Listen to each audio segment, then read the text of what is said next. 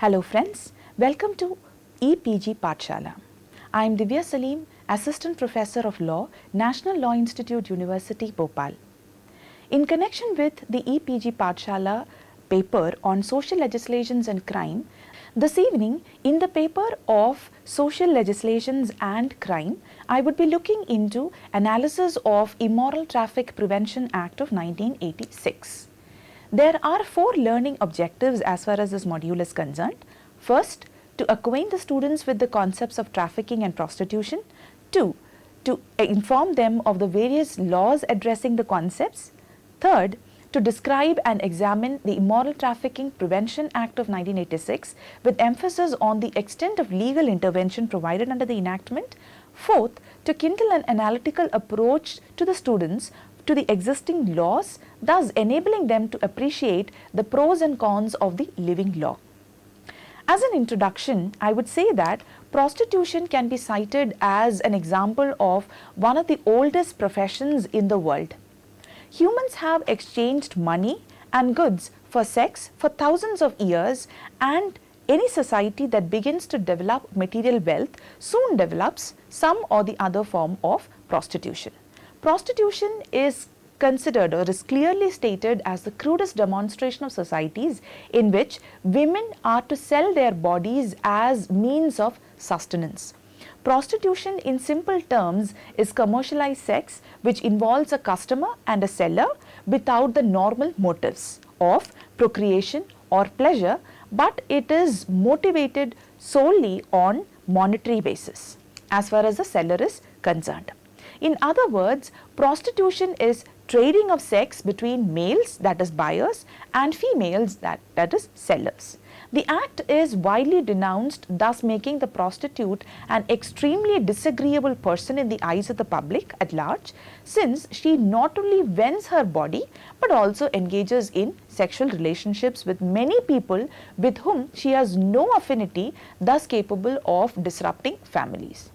Under the Immoral Traffic Prevention Act of 1986, prostitution has been defined in Section 2F as sexual exploitation or abuse of persons for commercial purposes or for consideration in money or in any other kind.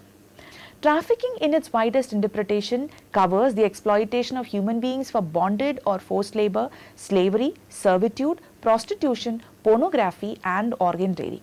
However, as per the Indian law, the term trafficking under the Act of 1986 encompasses the acts of recruiting, transporting, transferring, harboring or receiving a person presumably for the purpose of prostitution until the contrary is proved as amounting to trafficking. This has been given in Section 5A of the 1986 Act. Now here what we find is both the terms have been defined differently, and as far as Section 5A is concerned, it does not include or cover within its ambit any other form of trafficking. It simply looks at trafficking only from a sexual exploitation purview. It does not cover any other form of exploitation. We move to the second limb of the presentation, which is history of laws relating to prostitution in India. Now we find that prostitution in India was tolerated during the ancient and the medieval period, and this is clearly reflected from the fact that there existed no law or rules prohibiting or controlling prostitution during that time. The very first legislation was made during the British era, which is the Contagious Diseases Act of 1868, under which power was given to the authorities, that is the executive authority, to identify and register prostitutes in a region, to mandatorily inspect them for venereal diseases, and if found having contracted with such disease, confine these prostitutes until cured in locked hospitals. Because of widespread agitation, this legislation was repealed in the year 1888. The impact of this legislation, however, has been much higher. It for the first time created in the minds of the general population that prostitution is a detestable profession, and secondly, it paved way for penalizing this particular act by making it as a criminal offence under the substantive criminal law. Provisions related to prostitution were inserted into the Indian Penal Code of 1860 in the year 1923. Discussion about this topic has been done during the Constitutional Assembly debates also. And if we take a look at that, we find that there has been mixed views regarding prostitution. Some favored the existence of prostitution, saying that it has been historically and culturally existing in the society. Some, on the other hand, favored the idea that it is a social menace and there are, considering health reasons, it should be eradicated and therefore it must be considered as a penal offence. Moving on to the next aspect of the presentation, which is India's international commitments on prevention of prostitution, under which I will be stating the international conventions of which India is a party. The first and the foremost, International Convention for Suppression of Trafficking in Women and Children of 1921, which India became a party even before independence. Secondly, the United Nations Convention for the Suppression of Traffic in Persons and of Exploitation of Prostitution of Others of 1949. India became a signatory to this convention in the year 1950, and in pursuance of its obligations under this convention, drafted and enacted Suppression of Immoral Traffic Act 1956. The third convention is United Nations Convention on Elimination of All Forms of Discrimination Against Women of 1979. Fourthly, United Nations Protocol to Prevent, Suppress and Punish Trafficking in Persons, especially women and children, in 2000. Moving on to the next limb of my presentation, it deals with law relating to trafficking in India. In this head, I would be looking at the various provisions which are existing in India that relates to trafficking. The first and the foremost fact relating to the law of prostitution and trafficking in India is that there is no comprehensive piece of legislation to address all forms of trafficking. The provisions of the existing laws are applied jointly and severally to combat this crime. First, the provisions under the Constitution of India. Article 23 of the Constitution expressly prohibits trafficking in human beings and forced labor and declares any breach of this provision to be a punishable offence in accordance with law. Second is Article 39, which expressly lays down that childhood and youth should be guarded against material and moral abandonment. This provision may be used to cover child trafficking and prostitution. Coming to the second head, which is provisions under the Indian Penal Code, which is starting with section 366A. It talks about procuration of a minor girl, under which what the section reads is, whoever induces with knowledge or intention that a minor girl would be forced or seduced to illicit intercourse within India is said to commit an offence. The next provision is section 366B. Section 366B talks about importation of girl from foreign country. This provision talks about importing girls who are under the age of 21 to India and also covers within its ambit importing of girls under 21 years from Jammu and Kashmir. The third provision is section 372, which talks about selling minors for the purpose of prostitution. Section 373, which talks about buying minors for the purpose of prostitution. Now, both these provisions talk about the meaning of the term illicit intercourse. However, the term prostitution, even though it is used in both the sections, has not been defined anywhere. Now we move on to the changes which has been introduced into the Indian Penal Code by the Criminal Law Amendment Act of 2013. 2013 Criminal Law Amendment Act brought about substantial changes regarding immoral trafficking as far as the Indian Penal Code is concerned. It for the first time defined the term trafficking as under section 370 as recruiting, transporting, harboring, transferring or receiving one or more person by threat or force or any other form of coercion or by abduction or by practicing fraud or deception or by abuse of power or by inducement, including the giving or receiving of payments or benefits in order to achieve the consent of any person having control over the person recruited, transported, harbored, transferred or received commits the offence of trafficking.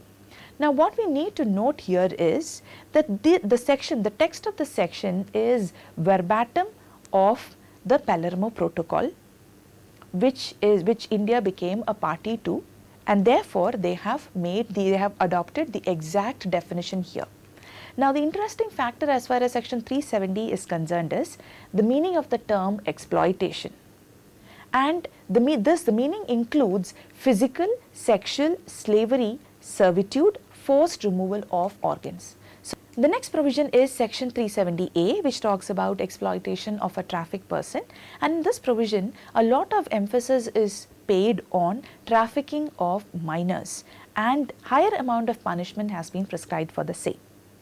Moving on to the fifth part, which is protection of children from sexual offences under the Act of 2012. Aside from the substantive criminal law, another enactment which comprehensively addresses sexual exploitation of children, including them for pornography, is the Protection of Children from Sexual Offences Act of 2012. Although the statute does not specifically deal with trafficking of children, it can effectively be utilized to deal with abuse faced by child victims of trafficking. Coming to the next head, which is the main legislation on the subject, that is the Immoral Traffic Prevention Act of 1986. The first legislation on the subject was the Suppression of Immoral Traffic Act of 1956. This was enacted in accordance with the obligations of India under the Convention on the Suppression of Traffic in Persons and Exploitation of Prostitution of Others 1949, to which India became party in the year 1950.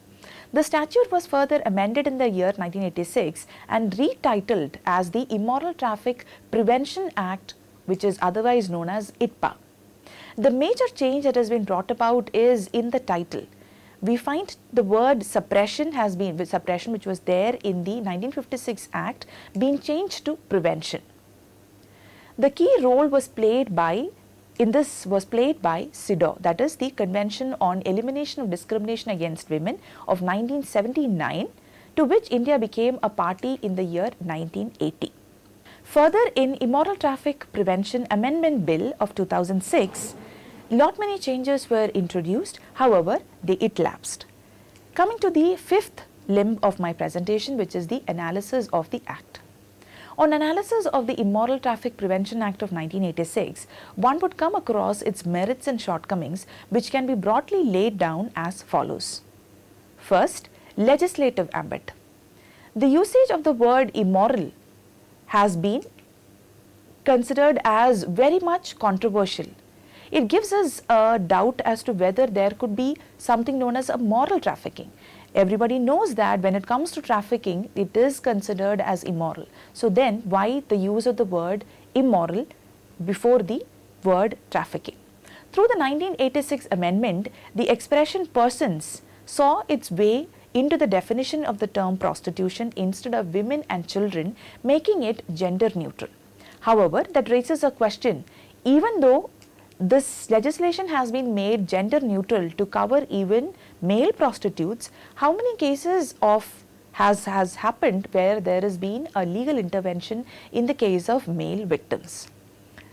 Again, the enactment not only criminalizes most form of sex trafficking, but also criminalizes certain transactional facets of voluntary trafficking, for instance, soliciting. Trafficking of persons has been addressed only as an act related to prostitution and not as an explicit offence under this legislation. The enactment deals with trafficking only with respect to prostitution, leaving the other intentions of trafficking such as child labour, forced labour or household labour, or even for that matter organ harvesting, out of the legislative ambit. By the present definition, the term prostitute means a person who sexually exploits or abuses another for commercial, that is monetary gain or gain in kind. The people who are abused or exploited are the victims of prostitution, who unfortunately are featured peripherally in the Act. Adopting the modified definition of prostitution, the entire enactment is completely ambiguous. What has actually occurred here is the blind exclusion of the victims of prostitution, their rehabilitation, counseling, and instead the exploiters are now being qualified as prostitutes. So therefore, the act focuses on rehabilitating them. Thus, the present act is completely confusing by excluding the actual victims out of the purview of its ambit, and on the other hand giving lot of emphasis on the perpetrators. The second part of the pros and cons of the act would include legislative policy. Here I would say that this act only prevents and regulates prostitution. It does not prohibit prostitution. So therefore, prostitution cannot be prohibited as of the existing law existing in the country today. Underlying legislative policy in the legislation is not abolition or prevention of prostitution or trafficking, but specifying certain activities which are associated with commercialization of sex. The reaction of law to a particular conduct may be complete prohibition, regulation, repression, or complete tolerance. The Indian legal system chooses to adopt the third means with respect to prostitution. By adopting repression, Indian legislation on trafficking forbids blatant manifestations of the act. It proscribes prostitution in public places, seducing or soliciting, as well as custodial seduction for the purpose of prostitution. The present Indian approach towards prostitution is one of tolerance, as being a prostitute is not an offence if operated in an independent and clandestine fashion. What this legislation tries to penalize or punish is soliciting or prostituting in open space. So therefore, the necessary interpretation has to be, if the same offence is done independently and in a clandestine fashion, it would not attract any form of penalty. Next, it creates illogicality, as on the one hand, the act practiced without attracting public attention stands valid, but the participation of any third party, that is pimps, suppliers, brothel keepers or proprietors, makes it completely illegal. The necessary implication of such an approach creates a space for subjecting the victims, that is women specifically, involved to all forms of violence, abuse and exploitation, giving an impression that this law treats the women involved as deviant and therefore abhorrent. The next key feature that I would be focusing is Immoral Traffic Prevention Act as a social welfare legislation. The enactment is not completely penal, but also provides for social welfare. It provides rehabilitation and correction of offenders found culpable of the offence. The rehabilitative measures include creation of protection homes and corrective institutions for offenders. In this context, we need to refer to Section 10A. Section 10A deals with the detention of the female offender in a corrective institution in order to be rehabilitated. The provision features her detention if from her character, physical, mental and overall health, it appears that detention for a specified term under instruction and discipline are conducive to her correction. Now there is an irony as far as this provision is concerned. The Act calls itself gender neutral, but when it comes to corrective institutions, the provision is gender specific. It talks only about correction of women prostitutes. Next, appropriate care and protection, medical and psychiatric treatment, guardianship and education of a rescued minor is also provided, and this provided under the Act. This minor in question must have been running a brothel or living on the earnings of prostitution. This is clearly laid down in Section 17, subsection 3. It is also extended to persons carrying on or being made to carry on prostitution too, who on application to the magistrate may be moved to a protective home and provided care and protection by the court. This again is given in Section 19. Though a reformative measure, without any rehabilitation initiative, the probability of a person detained in a protective home for a certain period of time to transform into a reformed person is highly implausible. Moreover, the statute is silent on whether once released from detention, they would continue to be monitored. The focus remains only on the perpetrators. that is the exploiters of prostitution, and not on the actual victim of prostitution who deserve rehabilitation and counseling, and above all monetary assistance in starting life afresh. The next point in this topic would be the acts which are penalized. The penalized acts include the act of keeping of a brothel or allowing of premises to be used as a brothel, which is covered in section 4, living on the earnings of prostitution, which is covered under section 5, procuring, inducing and taking persons for the sake of prostitution, and detaining a person in premises where prostitution is carried, which is covered in section 6. From these provisions, the incongruity is clearly evident. It is complete when rehabilitative and reformative measures are offered to the same perpetrators, and one is forced to wonder as to the effectiveness of treating a socio-economic offence like prostitution with measures such as probation. The act penalized does not include customer's rule. Now we all know that prostitution would not continue to exist unless and until there is a customer. And if customers are punished or brought under the ambit of the act, there are arguments which say that prostitution cannot be curbed, and certain versions which say that prostitution can be curbed. The next factor is authorities formulated for implementation of the act. Special police officers and trafficking police officers have been provided as the implementation authority of the act. Special police officers and trafficking police officers are being vested with special powers to conduct search even without warrant and rescue the victims of prostitution who are kept in an alleged brothel. Now, it is highly doubtful as to how far such a post has been created in almost all the states of India. The next factor is the speedy disposal of cases, for which the Act stipulates that there has to be special courts set up, which is to be presided by a judge not below the rank of a judicial first-class magistrate or a metropolitan magistrate. These courts may be set by the state government as well as by the central government.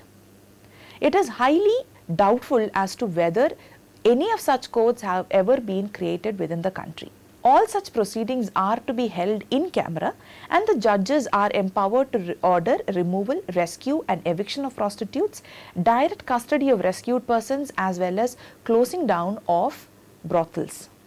Misunderstanding has been caused by the new definition of prostitution. It is quite evident.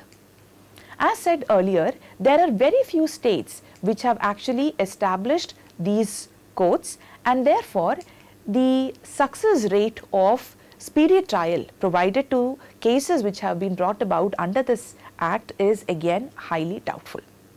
To summarize my presentation, I would say that there are certain aspects which are very positive as far as the legislation is concerned, but majorly the chief drawback of this legislation lies in the fact that it does not address the actual victims of prostitution. In fact, it lays a lot of emphasis on the perpetrators and provides them measures of reformation. It is not rehabilitation but just reformation.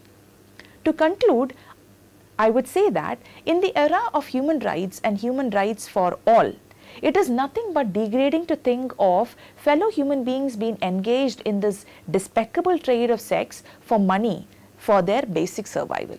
It goes on to say, goes on without saying that improper drafting of the existing law has simply worsened the existing misery, and a timely amendment which basically eradicates almost all the flaws that I have just covered is very much in order. Thank you.